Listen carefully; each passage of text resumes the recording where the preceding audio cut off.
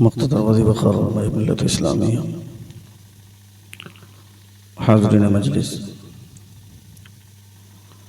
पर्दानशीन ख़वातीन इस्लाम, honourable respected scholars of Islam, dear audience and my lovely brothers of Islam. Assalamu alaikum wa rahmatullahi ta'ala wa barakatuh.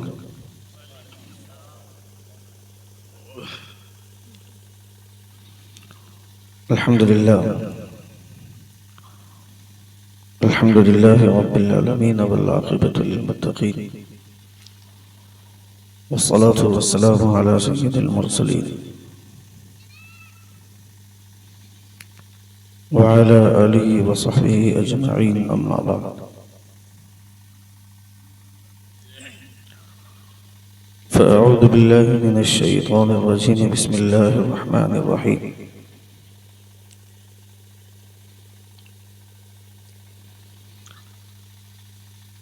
يا أيها الناس اتقوا ربكم الذي خلقكم من نفس واحدة وخلق منها زوجها وبث منهما رجالا كثيرا ونساء واتقوا الله الذي تساءلون به والأرحام إن الله كان عليكم رقيبا. آمنت بالله صدق الله العظيم وصدق رسوله النبي الأمين المتين الكريم.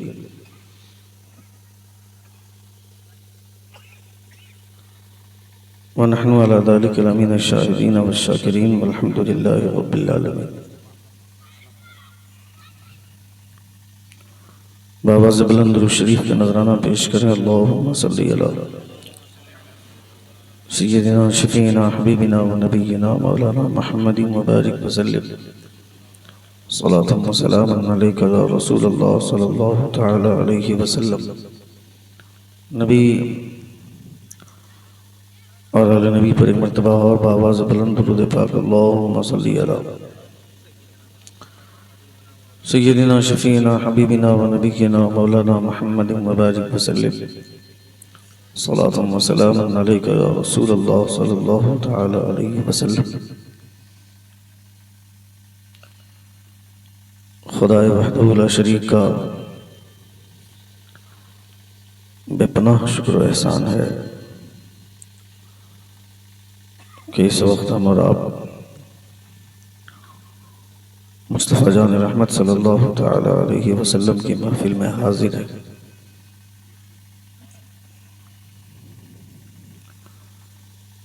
अल्लाह इस हाज़िरी को कबूल फरमाए. जोर से आमीन कहिए.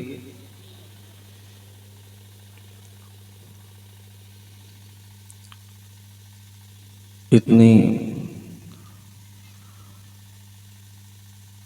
ठंडक भरी रुत में बुरूदत से लबरेज फिजाओं में बैठकर हुजूर का जिक्र सुनना ये सबके मुकद्दर में नहीं होता.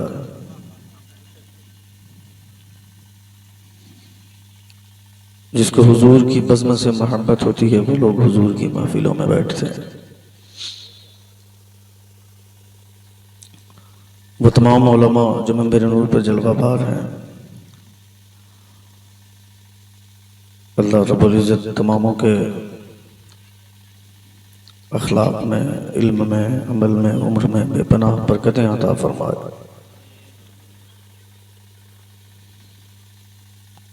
लोग बोलते हैं मौलवियों को सिर्फ खाने से मतलब है. जो आवारा किस्म के लोग होते हैं वो चाय की दुकानों पे बोलते हैं, मगर वो कितने बड़े आवारा हैं जो खा के चले गए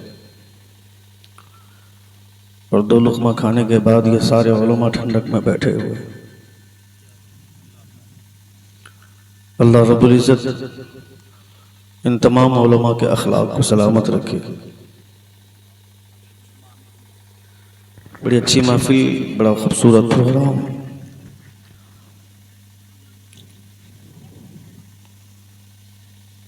मेरे रफ़ीक, मेरे दोस्त हज़रत मौलाना शाहनवाज साहब जो आपके ख़तीब इमाम हैं, तशरीफ़ फरमा है, उनकी सदारत में ये प्रोग्राम चल रहा है। अल्लाह रब्बुल इज़्ज़त उनके अखलाक में मज़ीद बरकतें अता फरमाए। हिंदुस्तान की दो खूबसूरत आवाज़ें, जिन आवाज़ों को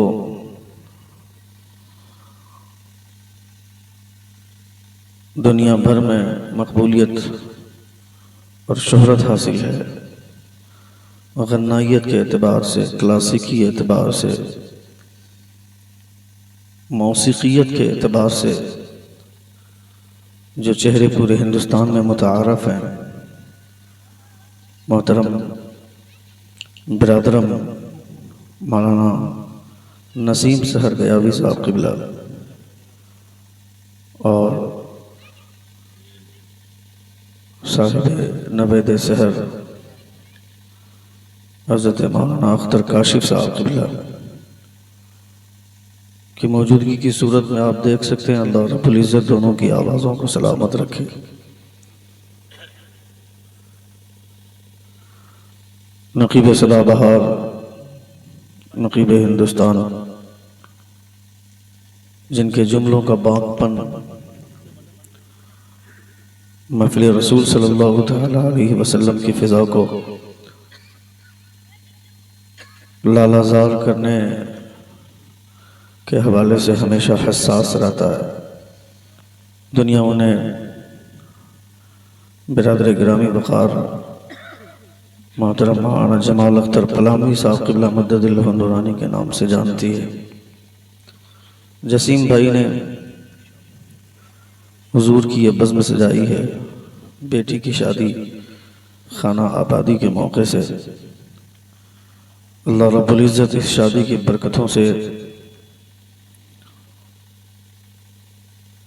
दूल्हा और दुल्हन दोनों की ज़िंदगी को लालाज़ार फरमाए।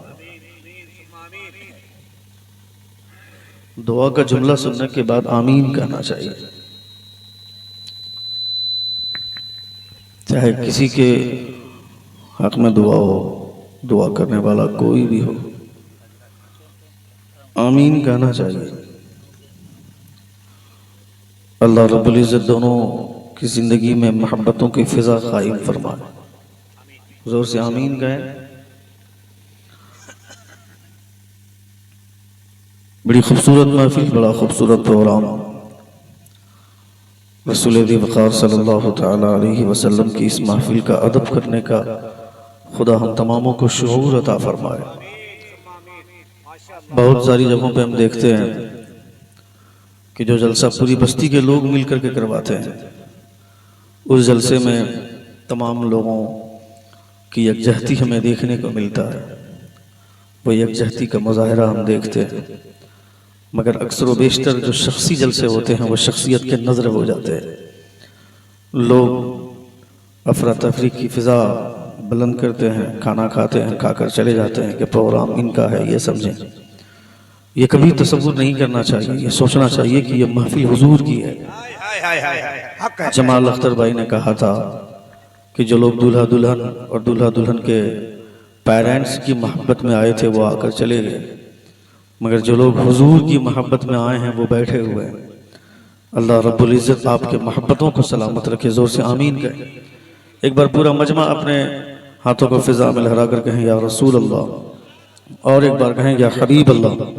हुजूर की बात चाहे शादी की महफिल हो, चाहे जनाजे की महफिल हो, तीजा की महफिल हो, चहारम की महफिल हो, कोई भी महफिल हो जहाँ हुजूर की बात हो, इंसान को मोहब्बत से बैठ कर सुनना चाहिए, तवज्जो के साथ, दिलचस्पी के साथ। खुद भी बैठे सुने, अपने घर वालों को भी बैठाएं, कोशिश करें कि वो भी सुने। चूँकि रसूल दी वक़ार सल्लल्लाहु तआला अलैहि वसल्लम के जलसे में बैठकर हुजूर का दीन सीखेंगे, हुजूर का कैरेक्टर जानेंगे, हुजूर की शरीयत का कानून समझेंगे। मुस्तफ़ा जान रहमत सल्लल्लाहु तआला अलैहि वसल्लम का दीन क्या है, हुजूर क्या। हज़रत अब्दुल्ला बिन अस्वद रज़ियल्लाहु तआला अन्हु 3 महीने का सफ़र घोड़े पर करते हैं। पता चला था कि फलां जगह पे किसी साहब के पास एक हदीस है हुजूर की, 3 महीने का सफ़र करते हैं घोड़े पर, उसके बाद जाकर मुलाकात करते हैं और कहते हैं कि मैंने सुना है कि आपके पास हुजूर की एक हदीस है। उन्होंने कहा कि हाँ मेरे पास एक हदीस है। कहा वो सुना दीजिए। उन्होंने हदीस सुनाई, आप फौरन घोड़े पर बैठ गए। हदीस सुनने के बाद उन्होंने कहा कि खाना खा करके जाइए। कहा फिर दोबारा अगर कभी खाना खाने के इरादे से आऊँगा तो आऊँगा और खाना खा कर जाऊँगा, लेकिन आज मैंने सिर्फ हुजूर की हदीस सुनने का इरादा किया। नारे तकबीर, नारे रिसालत, हदीसे मुस्तफा, हुजूर की हदीस सुनने का इरादा किया था। यह है हुजूर सल्लल्लाहु ताला अलैहि वसल्लम की हदीस की अहमियत। आज हमारे दरवाजे तक लोग आते हैं, आकर के मुस्तफ़ा जान रहमत सल्लल्लाहु ताला अलैहि वसल्लम के पैगाम को नश्र करते हैं, सुनाते हैं, मगर हम नहीं सुनते, हम सुनना नहीं चाहते हैं। बैठना चाहिए, रसूल दी वक़ार सल्लल्लाहु ताला अलैहि वसल्लम के महफिल में बैठकर हुजूर की बात सुननी चाहिए, हुजूर का कैरेक्टर जानना चाहिए।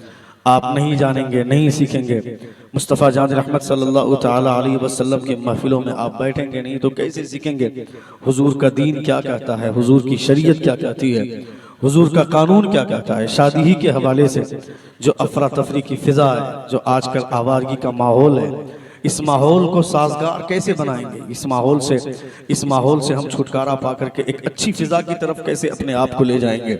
ये फिजा जो आज हमारे समाज में, अल्लाह का शुक्र है, मैंने जो यहाँ शादी का माहौल देखा है, अल्लाह रब्बुल इज़्ज़त दोनों पेरेंट्स के, दोनों गार्जियनों को सलामत रखे, दोनों घर वालों को सलामत रखे। मैंने आने के बाद कोई सॉन्ग नहीं सुना, कोई डीजे की आवाज़ ऐसी नहीं मिली जिसमें गाने बज रहे हों, वरना हालात आज के डेट में इतने संगीन तर हो गए हैं। भोजपुरी गाने औरतों की फरमाइश पर बजाए जाते हैं। औरतें कहती हैं भोजपुरी गाने लगाओ। दुनिया में सबसे गंदा गाना अगर कोई है तो वो भोजपुरी गाना है। सबसे ज्यादा अश्लीलता अगर किसी गाने में परोसी जाती है तो वो भोजपुरी गाने हैं। और कुछ नाहंजार और बेवकूफ़ औरतें उन गानों की फरमाइश कर कर शादियों में लगवाती हैं। मगर यहाँ आने के बाद हमने ऐसे, मुमकिन है कि आप अगर ऐसा किसी के यहाँ होगा तो मुझे नहीं पता, या इससे पहले गाना बजा होगा तो मुझे नहीं मालूम, लेकिन हम लोग सुबह आए हैं और आने के बाद से हम लोगों के कानों में अब तक कोई गाने की आवाज़ नहीं आई। हमने हुजूर की नात बजते हुए सुना है, लोगों ने नातें बजाई। मुस्तफ़ा जान रहमत सल्लल्लाहु ताला अलैहि वसल्लम के नगमात जो शोरा स्टेज पर पढ़कर जो पढ़ते हैं उसको रिकॉर्ड के जरिए से आज लोगों ने बजाया है। अल्लाह रब्बुल इज़्ज़त का बेपनाह करम है, जब इस तरह का माहौल हम देखते हैं शादियों में तो खुशी होती है। चूंकि नबी कौनैन सल्लल्लाहु ताला अलैहि वसल्लम की सुन्नत है निकाह करना। हुजूर फरमाते हैं अन्निकाहु मिन सुन्नती फमन रगीब अन सुन्नती फलैसा मिन्नी। निकाह करना मेरी सुन्नत है, जो मेरी सुन्नत से एराज करेगा वो मेरी जमात से और मेरी मिल्लत से। मेरे भाई हेलो भाई साहब, व्हाट हैपेंड सर?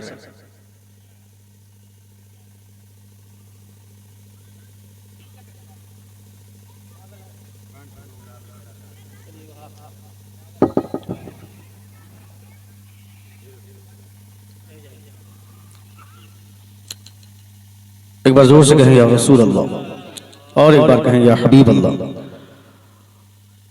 जब बात आपके सामने हुजूर की हो तो बैठकर सुनना चाहिए। और ये आप आसानी के साथ कह देते हैं इस्तिंजा करने के लिए जा रहा है, बड़ी बेबाकी के साथ आपकी ज़बान से जुमला निकलता है, मगर अक्सर बेशतर हम देखते हैं कि तकरीर ही के वक्त में इस्तिंजा लगता है। शायरी होती रहती है, उस वक्त इस्तिंजा करने लोग नहीं जाते हैं जब तकरीर का नंबर आता है, जबकि खिताब महफिल रसूल का असल मकसद है। अल्लाह रब्बुल इज़्ज़त इन तमाम शोरा को सलामत रखे जो हुजूर की नात पढ़ते हैं, मुस्तफ़ा जान रहमत सल्लल्लाहु अलैहि वसल्लम की नातों के जरिए मजमे के करीब जाते हैं। अल्लाह रब्बुल इज़्ज़त के प्यारे रसूल ने अगर किसी एक शेर पर तवज्जो दे दी और मुस्तफ़ा सुनकर मुस्कुरा दिए तो पूरी जिंदगी का मकसद हल हो जाएगा, नात पढ़ने का मकसद हल हो जाएगा। मैं नाते रसूल के खिलाफ नहीं हूँ, मैं मुस्तफ़ा की नात, मैं जानता हूँ कि शेर कितनी मेहनत से आता है, इसलिए वो तमाम शोरा जो हुजूर की नात पढ़ते हैं लायक तहसीन और काबिल मुबारकबाद है। मैं आवारा लोगों की बात नहीं करता हूँ जो सलीके से हुजूर की नात पढ़ते हैं। मैंने देखा है नसीम सहर गयावी साहब को, अख्तर काशिफ साहब को, ये वो लोग हैं जो लोग हुजूर की नात सलीके के साथ पढ़ते हैं। सलीके के साथ अगर नात पढ़ी जाती है तो आज भी सुनने के बाद तबीयत मचलती है, आज भी सुनने के बाद एहसास हो रहा है कि कि हुजूर की नात पढ़ी जा रही है। जब तकरीर में हुजूर की बात होती है तो ये भी हुजूर की नात होती है। इसलिए हुजूर की नात चाहे नस्र में हो चाहे नज़्म में हो, बैठकर सुनना चाहिए, क्योंकि मुस्तफ़ा जान रहमत सल्लल्लाहु तआला अलैहि वसल्लम की बातें, हुजूर की बातों से बेहतर दुनिया की कोई बात नहीं है। दुनिया में सबसे बेहतरीन बात मुस्तफ़ा की बात होती है। हुजूर के कैरेक्टर से बेहतर किसी का कैरेक्टर नहीं है। हुजूर की जात से बेहतर किसी की जात नहीं है। हुजूर की सीरत से बेहतर किसी की सीरत नहीं है। दुनिया के तमाम लोग, तमाम महान लोग और तमाम बाकमाल लोग और तमाम बाकमाल शख्सियतें एक तरफ और नबी कौनैन की शख्सियत एक तरफ। मुस्तफ़ा की बराबरी कोई नहीं कर सकता है, हुजूर की शख्सियत की बराबरी कोई नहीं कर सकता है। डॉक्टर जॉन बर्नार्ड शॉ बोलता है, the prophet of Islam, he giving money to the poor man, feeding food the hungry man, dressing garment the poor person and talking kindly with them. दुनिया में कौन है जो गरीबों से प्यार करता है? दुनिया में हर आदमी अमीरी को मेंटेन करता है, अमीरों से प्यार करता है। अमीरों के घर में शादी होगी तो वो अमीर लोगों को दावत देगा अपनी शादियों में, गरीब आदमी को नहीं पूछता है, गरीबों को बुलाता नहीं है। अमीर आदमी अमीर की शादी, अपनी शादी में, अपनी बेटी की शादी में अमीर लोगों को बुलाता है, गरीब को नहीं बुलाता है। अमीर लोगों के घरों में अमीर लोग ही मेहमान बनते हैं, गरीब मेहमान नहीं बनता है। हमने देखा है आज से कुछ दिन पहले जो गुजरात में एक शादी हुई थी, वो अनिल अंबानी जिसकी शादी में 40,000 करोड़ रुपए खर्च हुए थे, कौन गरीब आया उसकी शादी में? कोई गरीब नहीं। वो नाचने वाले बॉलीवुड के स्टार, वो खेलने वाले वो क्रिकेटर, ये करोड़ों में खेलने वाले खिलाड़ी और नाचने वाले नचनिया लोग आए उसकी शादी में। वो बोलता है, मैं भारत के लोगों को 1 अरब रुपया दान करना चाहता हूँ। मैं कहता है, तू करने वाला कौन होता है? तेरी शादी में सिर्फ अमीरों के गुल चल रहे हैं, गरीब नहीं दिखता है और तू गरीबों को दान करने की बात करता है। दान करने वाला कौन है? पूछ बरेली के ताजदार से। फरमाते हैं, मेरे करीम से अगर कतरा किसी ने मांगा, दरिया बहा दिए है, बहा दिए है। सबसे औला वाला हमारा नबी, सबसे बाला वाला हमारा नबी। कौन देता है? देने को वो चाहिए, देने वाला है कच्चा हमारा नबी। नारे तकबीर, नारे रिसालत, इस्लाह मुआशरा कॉन्फ्रेंस। माशाअल्लाह, वाह वाह वाह वाह, बहुत अच्छा, जिंदाबाद। कौन गरीबों को पूछता है? गरीबों के यहाँ कोई नहीं जाता है, गरीबों को कोई वैल्यू नहीं देता है। गरीबों के यहाँ गरीब लोग ही जाते हैं, अमीर लोग नहीं जाते हैं। पीर साहब भी आते हैं तो वो अमीरों के यहाँ जाते हैं, गरीबों के यहाँ नहीं जाते हैं। गरीब के यहाँ वो एसी कमरे की हवा, एसी कमरे में बैठ करके एसी की मजा लेना चाहेंगे। वो गरीब के यहाँ से अगर कोई दावत आएगी तो वो कहेगा कमरे का इंतजाम कैसा है, गाड़ी कौन सी है जिसमें हम जाएंगे। वो अमीरों के यहाँ आते हैं, गरीबों के यहाँ नहीं आते हैं। चाहे वो अमीर आदमी सूद से पैसे कमा कर वो अरबपति बना हो, उससे कोई फर्क नहीं पड़ता है। जुआबाजी करके सट्टे में पैसा लगा कर वो करोड़ों में खेलता हो, उससे कोई फर्क नहीं पड़ता है। जो गरीब 5 वक्त नमाज पढ़ता है वो वहां बैठता है जहां अमीर लोग अपनी जूतियां खोल कर रखते हैं, और वो सूदखोर मुरीद पीर साहब के करीब में जाकर के बैठता है। चेहरे पर दाढ़ी नहीं,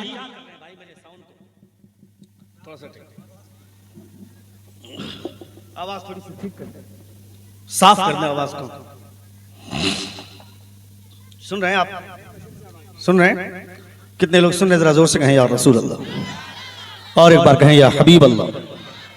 साउंड कम करने नहीं बोला था मैंने आवाज साफ करने के लिए कहा था। और थोड़ा सा खोलें। बहुत अच्छा बज रहा है। मैं आपके माइक को खराब कभी नहीं कहूंगा, मेरी ये जुर्रत नहीं है, क्योंकि माइक वाले से हम लोग पंगा नहीं लेते हैं। माइक वालों से पंगा लेते हैं तो हम लोग के 2-4 जलसे आने वाले खराब हो जाते हैं। इसलिए माइक वालों से पंगा लेने की जुर्रत हम लोग नहीं करते हैं। बहुत सारे लोग बोलते हैं कि मौलवी मौलाना जब स्टेज पर आते हैं तो माइक वाले के पीछे पड़े रहते हैं। उसको 5 मिनट के लिए माइक पर खड़ा कर दीजिए तो सर से पांव तक पसीने में शराबोर हो जाएगा। उसे नहीं मालूम कि माइक पर बोलना कितना कठिन काम है। इसलिए माइक पर बोलने वालों के लिए, माइक पर अगर बोलता है तो उसको आवाज़ अच्छी चाहिए। एक ज़रा सा भी कहीं आवाज़ में अगर डैमेजपन इसका एहसास होगा तो हमें एहसास होने लगता है। इसलिए आप इस चक्कर में मत पड़िए, आप हुजूर की बातें सुनिए। एक बार जोर से कहें या रसूल अल्लाह, और एक बार कहें या हबीब अल्लाह। डॉक्टर जॉन बर्नार्ड शॉ बोलता है, the prophet of Islam, he giving money to the poor man, feeding food the hungry man, dressing garment the poor person and talking kindly with them. दुनिया का हर आदमी अमीरों से प्यार करता है, मगर वो एक आमना का लाल है जो गरीबों से प्यार करता है। He spend his time sitting with poor, जो गरीबों के साथ अपना वक्त बिताता है, जो गरीबों के साथ अपना वक्त गुजारते हैं, वो आमना के लाल हैं। He spend his time sitting with poor, गरीबों के साथ बैठना भी हम गवारा नहीं करते हैं। 25 साल 30 साल हमारी पुरानी दोस्ती है किसी से, अचानक मेरा दोस्त अरबपति बन गया, लाखों में खेलने लगा, करोड़ों में खेलने लगा, अरबों में खेलने लगा। उसके बाद अब वो हमें नहीं तलाशता है, अब उसके पास हमारे पास बैठने के लिए वक्त नहीं है, वो सूट वालों के पास बैठता है, सफारी वालों के साथ बैठता है, उसके पास हमारे लिए 5 मिनट का वक्त नहीं है। दुनिया में हर आदमी अपनी डिग्निटी मेंटेन करता है, अमीरों के पास नहीं बैठना चाहता है, मगर नहीं देखा तुमने, अल्लाह फरमाता है वस्बिर नफ्सका मअल्लज़ीना यदऊना रब्बहुम बिलगदाति वल अशी युरीदूना वजह वला तादु ऐनाका अन्हुम तुरीदु ज़ीनतल हयातिद दुनिया। आया था अमीर लोगों का एक काफिला हुजूर की बारगाह में, ये मक्के के रईस लोग, कहा था ए मोहम्मद हम भी चाहते हैं कि तुम्हारा कलमा पढ़े, मगर कलमा नहीं पढ़ते इन गरीबों की वजह से जिनके कपड़ों से बदबू आती है, इनके इन गरीबों की वजह से। उन जालिमों ने निशाना साधा था हजरत अबू हुरैरा जैसी शख्सियतों पर, जिनके हवाले से उलमाए किराम फरमाते हैं, जिनके हवाले से उलमाए किराम फरमाते हैं हदीस का कोई ऐसा सफा नहीं है, कोई ऐसा पेज नहीं है जिसमें कोई ना कोई हदीस हजरत अबू हुरैरा रज़ियल्लाहु ताला अन्हु से रिवायत करदा कोई हदीस ना पाई जाए। हजरत इमाम बुखारी के हवाले से उलमा फरमाते हैं 4 लाख हदीसें हजरत इमाम बुखारी को याद थी। जरा सोचो हजरत इमाम बुखारी को 4 लाख हदीसें याद हो तो जिन्होंने हुजूर की जबान से हदीसें सुनी है उनकी हदीस की दानी का आलम क्या होगा। हुजूर मुहद्दिस कबीर अल्लामा ज़ियाउल मुस्तफा हुजूर ताजुश शरिया आए थे जगत सिंहपुर इलाके में, कटक की धरती पर जगत सिंहपुर में हुजूर ताजुश शरिया आए थे। उस स्टेज पर खड़े होकर के हुजूर मुहद्दिस कबीर ने कहा था कि मैं जब जानने की लिस्ट तैयार करता हूं, जबकि मेरी पूरी जिंदगी पढ़ने और पढ़ाने में गुजरी है, मैंने क्या सिखाया जब उसकी लिस्ट तैयार करता हूं और क्या नहीं सिखाया जब उसकी लिस्ट तैयार करता हूं। जो मैंने अब तक सीखा है उसकी लिस्ट छोटी है और जो मैंने नहीं सीखा है उसकी फहरिस्त लंबी है। हदीस दानी के एतबार से इतने बाकमाल शख्सियत हुजूर मुहद्दिस कबीर की, एक हदीस का टुकड़ा फला बाब में उसका रावी कौन है, उसी हदीस का एक दूसरा टुकड़ा फला बाब में उस हदीस का रावी कौन है, उन तमाम कमालात के साथ हदीसों को महफूज करने वाला हुजूर मुहद्दिस कबीर है। जब इनकी हदीस की याददाश्त का आलम क्या है, हजरत इमाम बुखारी का आलम क्या होगा। हजरत इमाम बुखारी का आलम यह है तो हजरत अबू हुरैरा के हदीस दानी का आलम क्या होगा। हजरत अबू हुरैरा को हदीसें कितनी याद है ये तो कमाल की बात है ही है। कमाल की बात मैं बताता हूँ, जब हुजूर कोई हदीस बोलते थे तो किस लफ्ज पे नबी का दाहिना हाथ कहां तक उठता था, किस लफ्ज पे नबी का बायां हाथ कहां तक उठता था, किस लफ्ज पे नबी की भवें नाचती थी, किस लफ्ज पे नबी मुस्कुराते थे। जब हजरत अबू हुरैरा नबी से सुनते थे उस अंदाज में हजरत अबू हुरैरा बयान करते थे, यानी जिस लफ्ज पे नबी मुस्कुराते थे अबू हुरैरा भी मुस्कुराते थे, जिस लफ्ज पे नबी की भवें नाचती थी उसी लफ्ज पे आपकी भी भवें नाचती थी। अबू हुरैरा जैसे लोगों पर इन जालिमों ने निशाना साधा था, इन गरीबों को हटा दीजिए तो हम आपका कलमा पढ़ लेंगे। अल्लाह ने फरमाया था ए मेरे महबूब ये अमीर लोग कलमा पढ़े ना पढ़े इसकी परवाह मत कीजिएगा, गरीबों को अपने करीब से मत हटाइएगा। याद रखिए इस्लाम को फायदा आज भी गरीबों से हो रहा है और कुर्ब क़यामत भी गरीबों से हो रहा है। नारे तकबीर, नारे रिसालत, उलमाए अहले सुन्नत, मसलके आला हजरत। सुन रहे हैं आप, सुन रहे हैं आप लोग सुन रहे हैं क्या, सुन रहे हैं? एक बार जोर से कहें या रसूल अल्लाह और एक बार कहें या हबीब अल्लाह। यानी इस्लाम को फायदा आज भी गरीबों से हो रहा है, कुर्ब क़यामत भी इस्लाम को फायदा गरीबों से होगा। आप कहिएगा ये हवाई की बातें हैं, ये हवाई बातें नहीं है, ये फैक्ट की बातें हैं। आपकी मस्जिद का इमाम कौन, जो किसी गरीब फैमिली से बिलोंग करता है। आपके मदरसे का मुहतमिम कौन, जो किसी गरीब फैमिली से बिलोंग करता है। आपके मदरसे में बैठकर बुखारी कौन पढ़ाता है, वो भी किसी गरीब फैमिली से बिलोंग करता है। आपके मदरसे में बैठकर जो नहव सर्फ की किताबें पढ़ाता है वो मौलवी भी किसी गरीब फैमिली से बिलोंग करता है। यानी तेरी मस्जिदों का मीनार उसकी खूबसूरती गरीब मौलवी की वजह से है, तेरी मस्जिद का वकार गरीब की वजह से है, तेरे मदरसे का हुस्न गरीबों की वजह से है। इसलिए मैं कहना चाहता हूँ इन आलिमों की इज्जत करो, ये गरीब जरूर है मगर इस्लाम की अजमत इनके हाथों में है। इस्लाम की वजह से ये इज्जतदार है और इनकी वजह से अल्लाह रब्बुल इज्जत ने इस्लाम को उरूज अता फरमाया। इस्लाम की वजह से खुदा ने इनको इज्जत अता फरमाई है और इनके जरिए अल्लाह रब्बुल इज्जत ने इस्लाम के झंडे को बुलंद फरमाया है। इसलिए क़यामत तक अब कोई नबी आने वाला नहीं है। इसलिए उलमा की इज्जत कीजिए, उलमा का वक़ार समझिए। पीर साहब आ जाते हैं तो 25-30 लोग पीर साहब के पीछे जाते हैं और एक आलिम दीन बैठा होता है उसके के करीब को झांकने तक नहीं जाता है। किसने तुमको कह दिया, किसने तुमको कह दिया कि आलिमों की इज्जत नहीं करनी चाहिए, पीर साहब की इज्जत करनी चाहिए? मैं कहता हूं पीर साहब का तलवा चाटने लगे तो हमको जन्नत मिल जाएगी। ये किसने कहा? मेरी माँ से 4 साल से मेरी बात नहीं हो रही है। मैंने शादी किया, अपनी बीवी को लेकर के होटल में रहता हूँ, अपनी बीवी को काजू पिस्ता बादाम खिलाता हूँ। मेरी माँ ने सुबह का नाश्ता किया कि नहीं, रात का डिनर हुआ कि नहीं, दोपहर का लंच किया कि नहीं, कभी खैरियत नहीं ली। और साल में एक मरतबा पीर साहब मेरे कमरे में आ गए, मैं तलवा चाटने लगा। मैं कहता है जालिम, जिंदगी भर पीर का तलवा चाटता रहेगा और तेरी माँ अगर तुझसे नाराज है तो जन्नत की खुशबू भी नहीं मिलने वाली है। इसलिए कि हुजूर के नहीं फरमाते हैं जन्नत पीर के कदमों के नीचे है, मुस्तफा फरमाते हैं जन्नत पीर के कदमों के नीचे नहीं, तुम्हारी माँ के कदमों के नीचे तुम्हारी जन्नत। नारे रिसालत, अज़मते वालिदैन कॉन्फ्रेंस। सुन रहे हैं आप? सुन रहे हैं? माशाअल्लाह, सुन रहे हैं ना भाई? क्या कहने मुफ्ती साहब, जिंदाबाद। रिस्पॉन्स दीजिए। Without response I can't speech. एक बार जोर से कहें या रसूल अल्लाह। मुंह खोलिए, जोर से बोलिए, एक बार कहिए या हबीब अल्लाह। ठंडी के दिनों में आप अगर बोल करके सुनेंगे, गर्मी में तो सब बोलते हैं लेकिन ठंडी में बोली नहीं निकलती है। उस दरमियान में हुजूर के नाम पर बोल करके देखिए।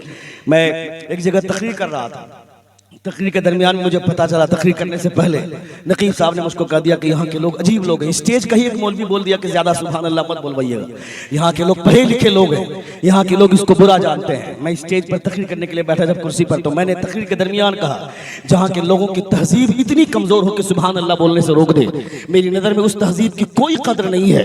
तहजीब असल में वो लायक अजमत तहजीब है जो हुजूर के नाम पर सुभान अल्लाह बोलने के लिए उभारा करे। क्या कहने, वाह वाह भाई। What happened sir?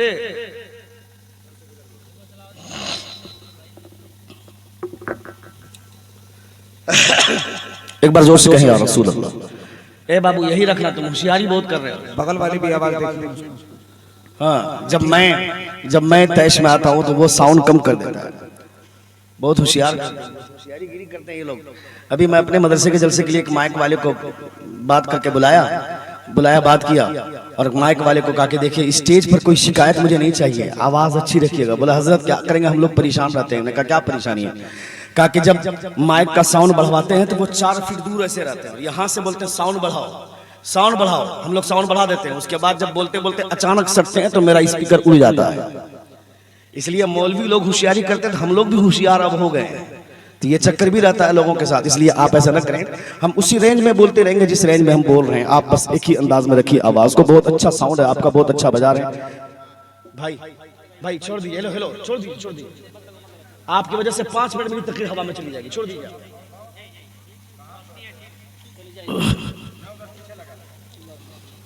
बातें अच्छी लग रही है? What man, बोलिए ना, बातें अच्छी लग रही है?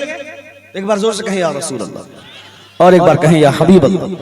बड़े अच्छे लोग हैं। रात के इस मौसम में जबकि ठंडी का कहर बरपा है, उसके बावजूद आप हुजूर की बात सुन रहे हैं और सलीके के साथ बैठ करके सुन रहे हैं। आप लायक तहसीन और काबिल मुबारकबाद हैं। और साथ में वो लोग भी काबिल मुबारकबाद हैं जो इस महफिल की सजावट की वजह बने हैं, जिन्होंने ये ख्वाहिश की, ये सोचा कि मेरी बेटी की शादी हो रही है तो हुजूर की बज़्म सजेगी, हुजूर की महफिल सजेगी। हमने देखा है शादियों में बेराहरवी ला करके, डीजे ला करके लोगों को नचवाते हैं, साउंड बजता है, गाने बजते हैं, लोग नाचते हैं और शौहर भी मुस्कुराता है, उसकी बीवी भी मुस्कुराती है। जब उसके सामने छोटा बच्चा खड़ा होकर के डांस करता है, बोलते हैं कि डांस बहुत अच्छा कर रहा है। क़यामत में पता चलेगा ऐसे लोगों को जिसके बच्चे डांस देख जो लोग अपने बच्चों का डांस देख करके खुश होते हैं। मगर अल्लाह सलामत रखे ऐसे लोगों को जो हुजूर की महफिल का इनेकाद करते हैं। लोग आकर के बहाने करते हैं, जब इमाम साहब बोलते हैं कि आपने डीजे क्यों लाया, लोगों को नचवाया क्यों, लोग गाने क्यों बजवाए?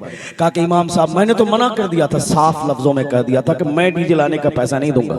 मगर मेरे बेटे के 4-5 दोस्त आ गए और उन्होंने कहा कि उन्होंने कहा कि हम डीजे का पैसा देंगे। चाचा आपको पैसा नहीं लगेगा, रोज रोज शादी नहीं होती है, एक बार जिंदगी में शादी होती है, उसको भी धूमधाम से नहीं करेंगे तो क्या करेंगे। हमने मना कर दिया था, मगर उसके दोस्तों ने शादी के इस मौके से वो डीजे लाया। मैं कहता हूँ बेटा तुम्हारा है, शादी तुम्हारे बेटे की हो रही है, डीजे लाने वाला उसका दोस्त कौन होता है?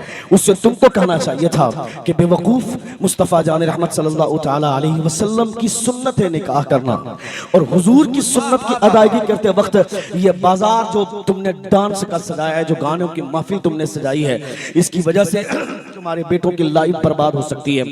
वो शादियां जो सिर्फ नुशुनुमा की, जो नशूद और नुमाइश की बुनियाद पर दुनिया में बदनाम होती है, अल्लाह रब्बुल इज्जत ऐसे लोगों को जलील करता है जो शादी के मौके से इस तरह के खुराफात को जन्म देते हैं।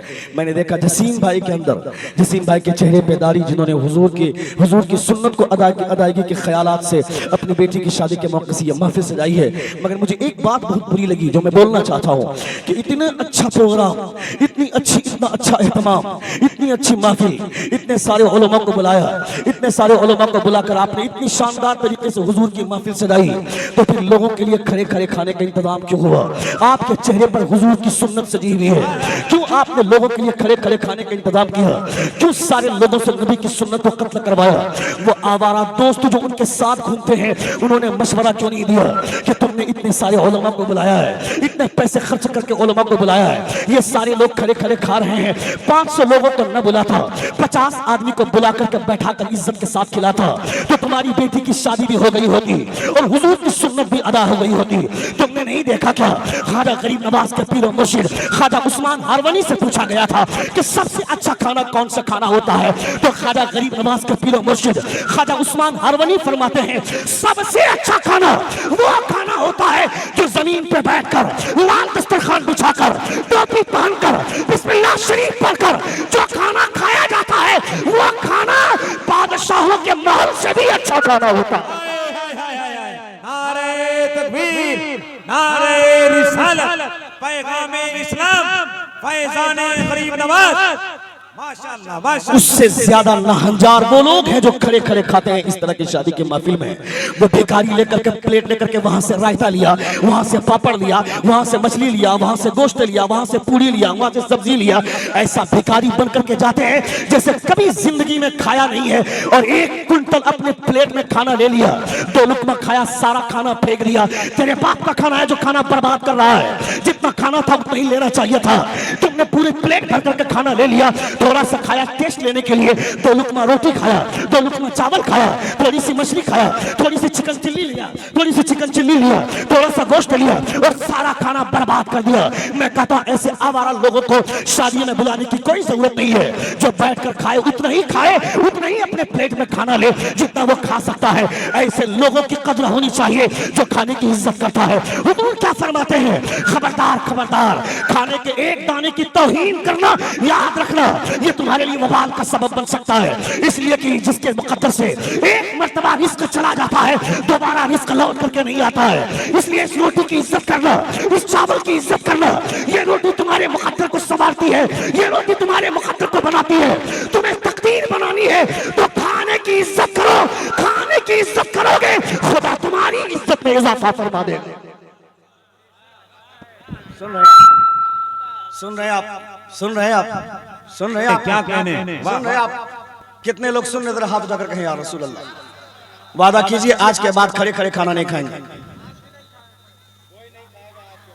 मैं सारे लोगों को हाथ उठा हुआ देखना चाहता हूं।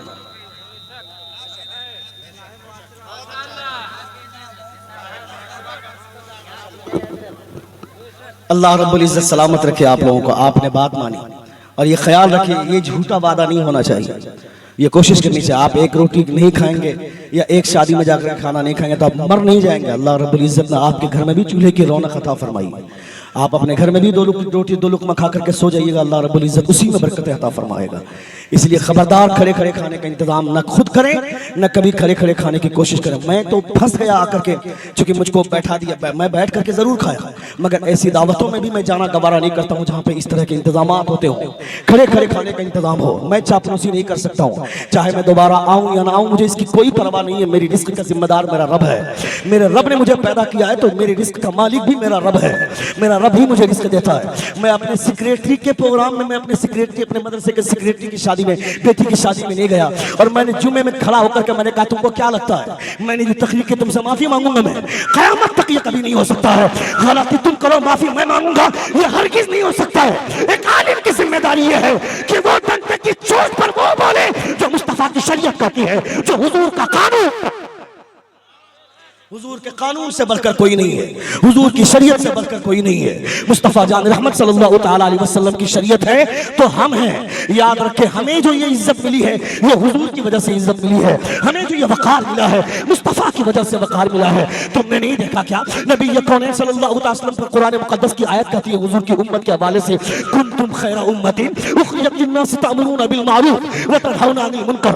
यू आर द बेस्ट उम्मा, grand Muslim community, you enjoy what is right and forget what is wrong। मेरे महबूब, आपकी जो उम्मत है, आपकी उम्मत के हवाले से रसूल अल्लाह रब्बुल इज्जत इरशाद फरमाता है, अल्लाह रब्बुल इज्जत इरशाद फरमाता है कि तुम बेहतरीन उम्मत निकाले गए हो। ये हुजूर की उम्मत की शान है। किस वजह से हुजूर की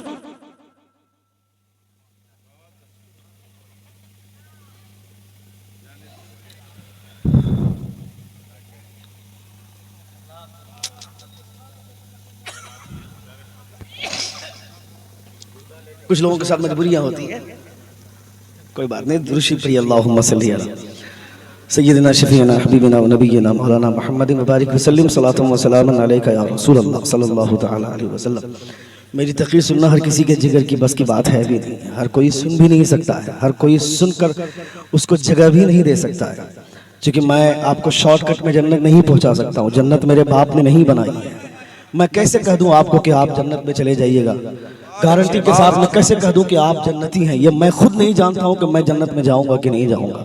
तो मैं आपको किस मुंह से कह दूंगा कि आप यकीन कर लो कि आप जन्नत में चले जाओगे? हुजूर आला हज़रत के वालिद गिरामी अल्लामा नकी अलैहिर्रहमान ने तफसीर अलम नशर के शुरू में लिखा है कि जो मौलवी सिर्फ खुदा की रहमत की बात करता हो, खुदा की जन्नत की उम्मीद दिलाता हो, खुदा का खौफ क्या है, खुदा का अजाब क्या है, ये नहीं बताता हो तो लोगों को बहकाने के लिए शैतान की कोई ज़रूरत नहीं है। वो मौलवी ही काफ़ी है लोगों को बहकाने के लिए। ये हुजूर आला हज़रत के वालिद गिरामी अल्लामा नकी अलैहिर्रहमान है, यानी हुजूर आला हज़रत ने पूरी ज़िंदगी हुजूर के इश्क का पाठ पढ़ाया है। जो लोग हुजूर आला हज़रत को जानते हैं, इमाम अहमद रज़ा की शख्सियत को जानते हैं, वो एक लफ्ज़ भी मसलक के हवाले से बोलने से पहले 1000 बार सोचेंगे। मगर जिन लोगों ने हुजूर आला हज़रत को पहचाना, जब उनकी ज़बान से जुमले सुनते हैं तो हमारी अक्लें दंग रह जाती हैं। एक बाप के बहुत सारे बेटे हैं, मगर जिस बेटे पर बाप को नाज होता है वो बेटा बरेली का अहमद रज़ा है। एक उस्ताद के बहुत सारे शागिर्द होते हैं, मगर जिस शागिर्द पर उस्ताद को नाज होता है वो शागिर्द बरेली का अहमद रज़ा है। एक पीर के बहुत सारे मुरीदीन होते हैं, मगर जिस मुरीद पर पीर को नाज होता है वो मुरीद बरेली का अहमद रज़ा है। इस कदर नाज करते हैं हुजूर सैयद आले रसूल मरहबी। आप फरमाते हैं on the day of judgement when Allah almighty should ask from me what have you brought from earth for me, I should present Imam Ahmad रज़ा खान। आप फरमाते हैं कल क़यामत के मैदान में अगर खुदा ने आले रसूल से सवाल किया, ए आले रसूल मेरे लिए दुनिया से क्या लाया है?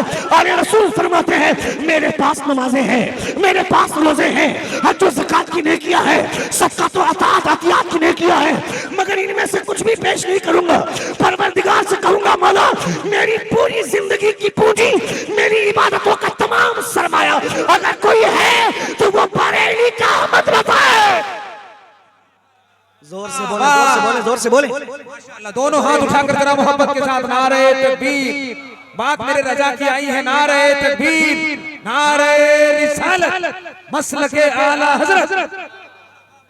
बरेली का इमाम अहमद रज़ा है, वो हुजूर आला हज़रत की ज़ात है जिन्होंने पूरी ज़िंदगी इश्क की बात बताई है, इश्क का पाठ पढ़ाया है। अल्लाह रब्बुल इज़्ज़त हम तमामों को नबी कौनैन सल्लल्लाहु अलैहि वसल्लम की शरअ सुन्नत पे अमल करने की तौफीक अता फरमाए। एक बार जोर से कहें या रसूल अल्लाह। हमने शादी के हवाले से जो सरासीमगी फैलाई है, शादी के जो इब्तदाई मरासिम है, उस इब्तदाई मरासिम में ही हम शरीयत के खिलाफ काम करते हैं। जिस लड़की को देखने के लिए मोहल्ले के 8-10 लोग जाते हैं देखने के लिए और लड़का नहीं देख पाता है, लोग बोलते हैं कि हमारे यहाँ यह परंपरा नहीं है, हमारे यहाँ सिस्टम नहीं है, हमारे यहाँ वैसा नहीं होता कि लड़का जाकर लड़की को देखे। हम मोहल्ले के 4-5 लोग 8-10 लोग जाकर के देखते हैं, उस लड़की वो लड़की तैयार होकर के आती है और मोहल्ले के सारे लोग देख लेते हैं और घर आकर के पैगाम भेज देते हैं, कहते हैं कि मुझे लड़की पसंद नहीं है। मैं कहता है बेवकूफ, तुमने जो ये सिस्टम बनाया है, इस सिस्टम की वजह से कितनी बार लड़कियां अपने आप को मारती हैं, तुमको अंदाजा नहीं है। तुम्हें देखने का हक किसने दिया? तुम्हारे लिए वो लड़की गैर महरम है, उस वो लड़की के लिए तुम गैर महरम हो, तुम्हें देखने की इजाजत किसने दे दी? हुजूर आला हजरत ने लिखा है, हुजूर आला हजरत फरमाते हैं उस लड़की को सिर्फ वो देख सकता है जो लड़का शादी करने वाला हो, वो भी इस तरीके से कि लड़की को पता ना चले कि मुझको फला लड़का देखने के लिए आया हो, इस तरीके से देखने की इजाजत है। मगर तुमने जो सिस्टम बनाया है वो सिस्टम ही गलत है, वो सिस्टम ही रॉन्ग है। उसके बाद तुम्हारा सिस्टम कितना गलत और होता है। तुम शादी के मौके से पहली बात तो ये गलत करते हो, और पहली बात हम वैसे घरों में जाते ही नहीं है, जहाँ पे ऐसे घरों में जाते ही नहीं है जहाँ पे कोई गरीब आदमी की झोपड़ी हो, वहां नहीं जाते। हम कहाँ जाते हैं? जिसके दरवाजे पर 4 व्हीलर कार लगी होती हो वहां जाते हैं। हम उसके दरवाजे के पास जाते हैं जिसकी बिल्डिंग आसमान से बात करती हो। पहली बात तो लड़की से पूछा नहीं जाता आज के डेट में, और अगर पूछ भी लिया जाता है लड़की को पूछना चाहिए तुम्हें लड़का कैसा चाहिए, लड़की से इजाजत लेनी चाहिए कि फला लड़के का रिश्ता तुम्हारे साथ तय हो रहा है, पता उसके ताल्लुक से तुम्हारी क्या राय है। बाप ना पूछे, वो बाप अपनी बीवी से कहे, उसकी माँ अपनी बेटी से कहे फला लड़के से तुम्हारा रिश्ता तय हो रहा हो, उस लड़की से इशारतन रजामंदी लेनी चाहिए। मुस्तफा जान रहमत को दुनिया की तमाम बेटियों पर इख्तियार था, जिस लड़की का निकाह हुजूर जिस लड़के के साथ करना चाहे हुजूर कर सकते हैं, हुजूर को खुदा ने ये इख्तियार दिया था। उसके बावजूद मुस्तफा जब अपनी बेटी का निकाह करना चाह रहे थे तो आपने अपनी बेटी से फरमाया था या फातिमा इन्ना अली यज़कुरुकी, ए फातिमा अली तुम्हारा तज़किरा करता है। इशारे में हुजूर ने इजाजत ली थी, जबकि हज़रत फातिमा की शादी हज़रत अली रज़ियल्लाहु ताला अन्हु से उनकी मुस्तफा जान रहमत की मर्जी से बाद में पहले खुदा की मर्जी से शादी हुई। हज़रत जिब्रील अमीन तशरीफ लाते हैं, फरमाते हैं अल्लाह के रसूल अली और फातिमा का निकाह आसमान पे खुदा ने कर दिया है, आप जमीन पे फरमा दीजिए। आप जमीन पे फरमा दीजिए। ये है हजरत फातिमा ज़हरा रज़ियल्लाहु ताला अन्हा और हजरत अली रज़ियल्लाहु ताला अन्हु की जोड़ी। हुजूर को तमाम बेटियों पर इख्तियार था, जिसका निकाह जिसके साथ करना चाहे हुजूर कर सकते थे, और ऐसा हुआ। हजरत ज़ैनब रज़ियल्लाहु ताला अन्हा के पास निकाह का पैगाम भेजा था। हुजूर ने हजरत ज़ैद बिन हारिसा को भेजकर हजरत ज़ैद को कहा था कि जाओ तुम निकाह का पैगाम दो हजरत ज़ैनब से। हुजूर के मुंह बोले बेटे हैं हजरत कर रहा है तब से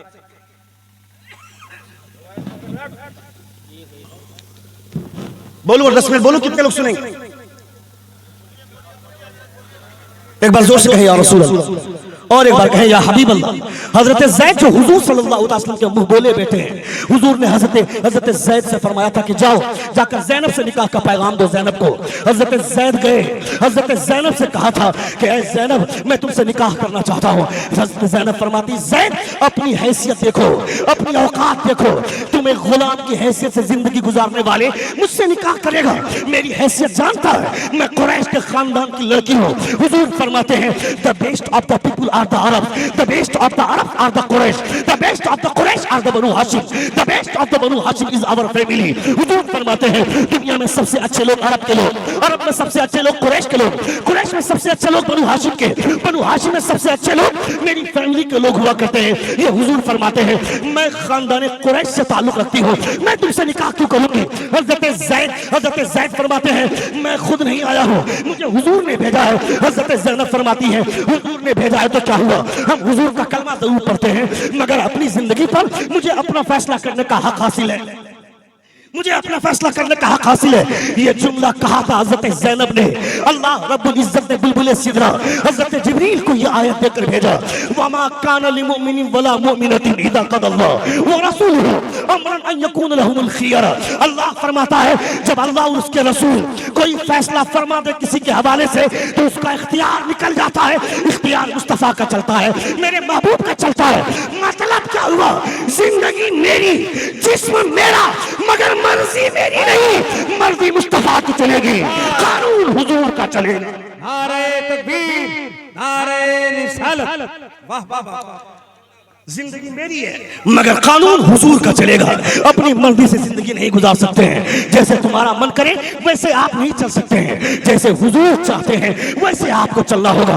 पहली बात तो आज पूछा नहीं जाता है, और अगर पूछ भी लिया जाता है तो आजकल कॉलेज में पढ़ने वाली आवारा गर्दी का मुजाहरा करने वाली आवारा लड़कियां बोलती हैं मुझे दाढ़ी वाले से शादी नहीं करनी है, मुझे टोपी वाले से शादी नहीं करनी है।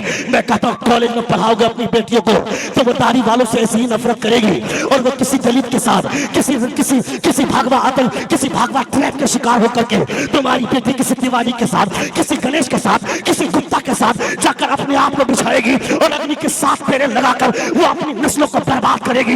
इसका जिम्मेदार कौन है? इसका जिम्मेदार तू।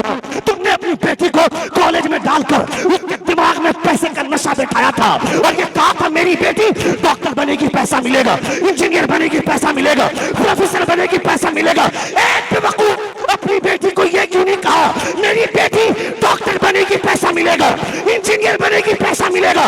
मगर ये सब कुछ बनने से पहले फातिमा की कनीज बन जाना, पैसा मिले ना मिले जन्नत में हिस्सा जरूर। नारे तकबीर, नारे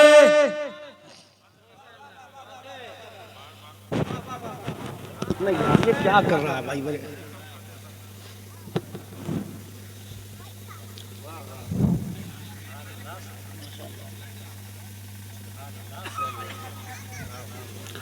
हेलो हेलो, एक बार जोर से कहें या रसूल अल्लाह, और एक बार कहें या हबीब अल्लाह। तो फिर एक ही तरह क्यों नहीं रहता साउंड? जब मेरी आवाज बुलंद हो तुम्हारे साथ तुम्हारा साउंड कम क्यों हो जाता है?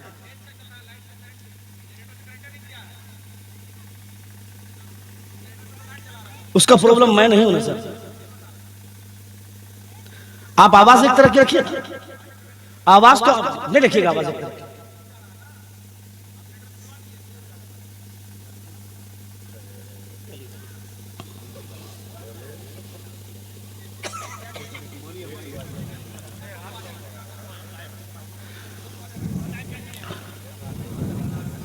अच्छा, ऊपर से फिर 2 लाइट और लगवा रहे थे आप लोग, क्या होता अभी? इतनी लाइटें जल रही है उसकी वजह से इतना प्रॉब्लम हो रहा है, तो 2 लाइट और लग जाती फिर क्या होता? वो भी बड़ की लाइट लगा रहे थे, उस लाइट में हम लोग अंधे हो जाते, वो लाइट लगवा रहे थे। खैर, आप सुन रहे हैं, मुझे इस बात की खुशी है। एक बार जोर से कहें या रसूल अल्लाह, और एक बार कहें या हबीब अल्लाह।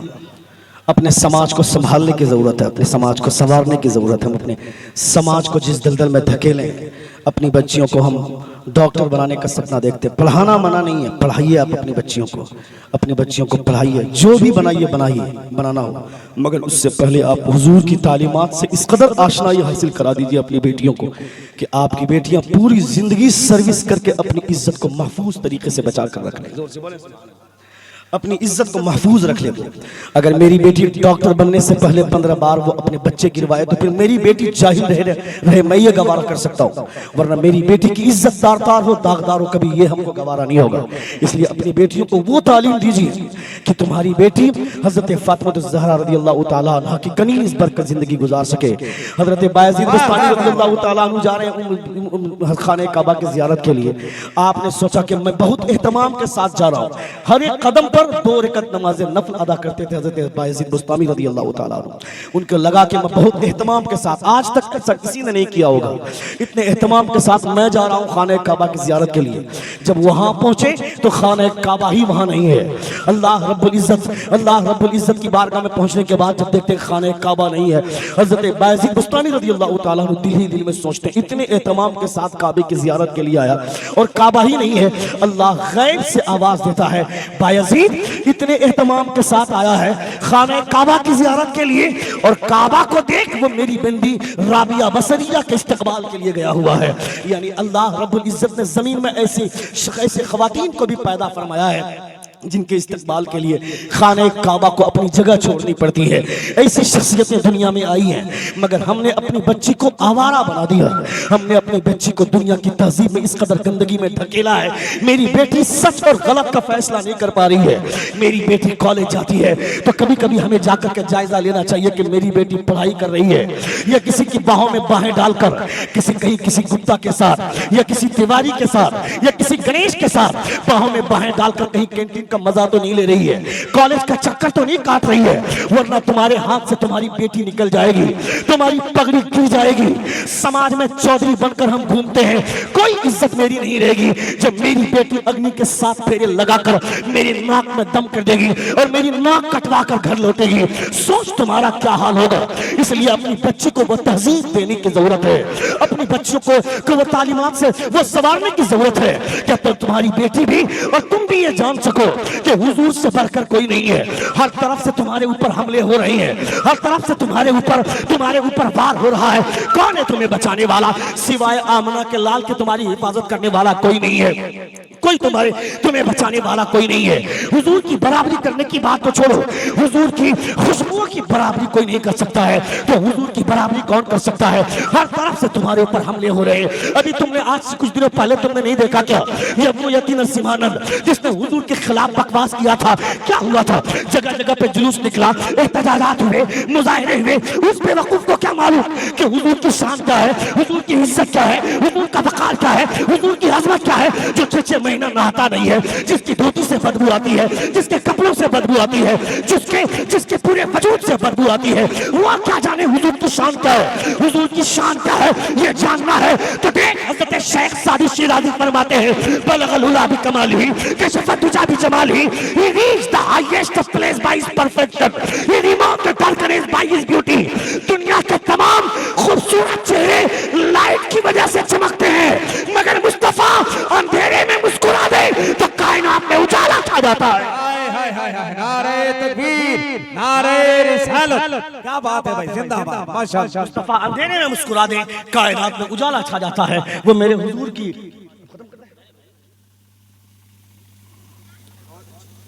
1 घंटा तो हो गया,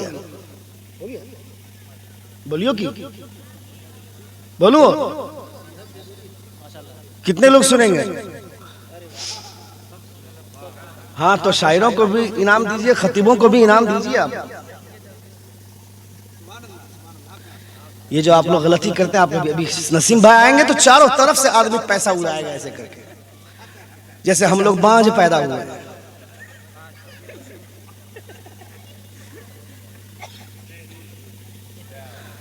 अल्लाह सलामत रखे। एक बार जोर से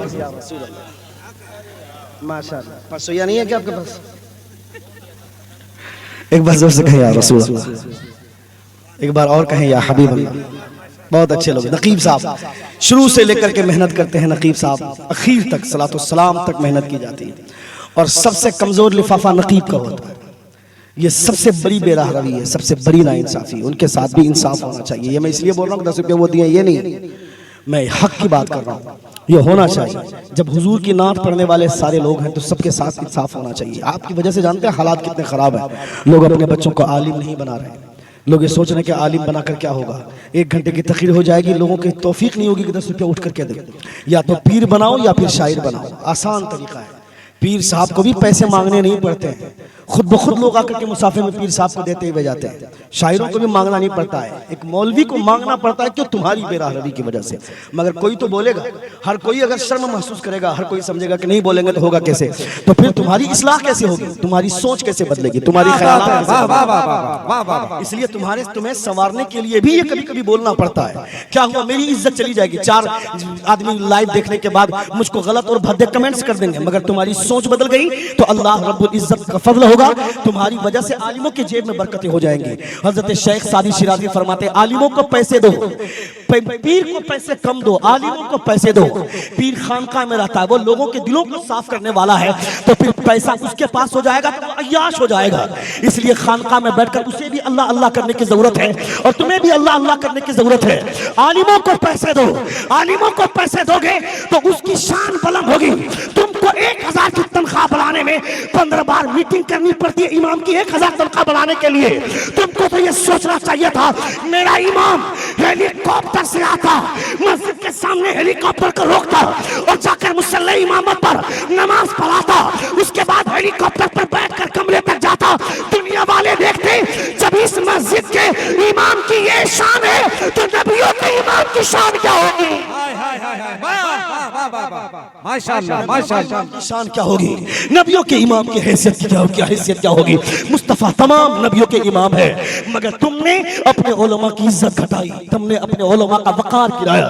खबरदार खबरदार, जो आलिमों के वक़ार के साथ खेलता है अल्लाह रब्बुल इज्जत उसे दुनिया में जलील करता है।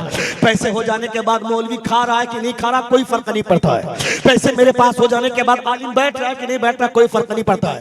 मैं कुर्सी पर बैठा हूँ, मेरे इमाम साहब वलीमे में आए हुए हैं, देख रहे हैं इमाम साहब खड़े हैं, मगर चेहरा फेर लेते हैं कि मेरी साली यहीं पे खड़ी है, मेरे सारे रिश्तेदार यहीं पे खड़े हैं, मेरी बीवी देख रही है, मैं अगर खड़ा हो जाऊंगा कुर्सी छोड़ दूंगा तो मेरी क्या इज्जत रह जाएगी। अपना स्टेटस मेंटेन करने के लिए लुच्चा इमाम को कुर्सी तक देने के लिए गवारा नहीं करता है, इमाम को कुर्सी देने के तैयार नहीं होता है। मैं कहता हूं खबरदार खबरदार, अगर इमाम को इज्जत देने से तेरी इज्जत घटती है तो याद रखना क़यामत में खुदा तेरी इज्जत बढ़ा देगा। इसलिए इमाम की इज्जत करो ताकि तुमको दोनों जहां में इज्जत मिले, दोनों जहां में तुमको इज्जत मिले। इसलिए इमाम की इज्जत करें, आलिमों की इज्जत करें, आलिमों की कदर करेंगे। कोई तो बोलेगा ना भाई, इसलिए बोलना जरूरी है, आपकी इस्लाह करनी जरूरी है। अगर आपकी इस्लाह नहीं होगी तो आपकी इस्लाह नहीं होगी तो आपकी सोच कैसे बदलेगी। आपके ख्याल बदल गए, ख्यालात बदले थोड़े बहुत की नहीं बदले, जोर से बोलिए ना भाई, बदले। तो अभी तक जो कोई उठ के आदमी एक आदमी भी नहीं दिया है, कम से कम मैं तो जानूं कि हाँ बदल गए ख्यालात। ठीक है क्या? अच्छा, अभी भी एक आदमी उठ के नहीं आया है।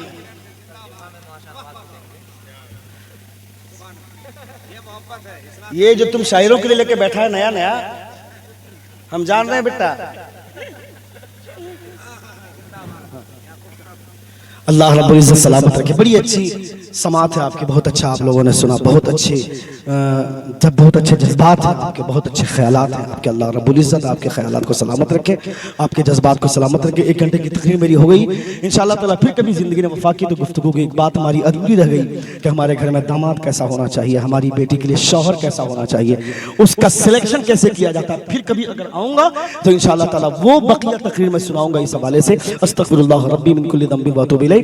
जोर से कलमा शहादत पढ़िए, अशहदु अल्ला इलाहा इल्लल्लाह व अशहदु अन्ना मुहम्मदन अब्दुहु व रसूलुहु। अस्सलामु अलैकुम व रहमतुल्लाह।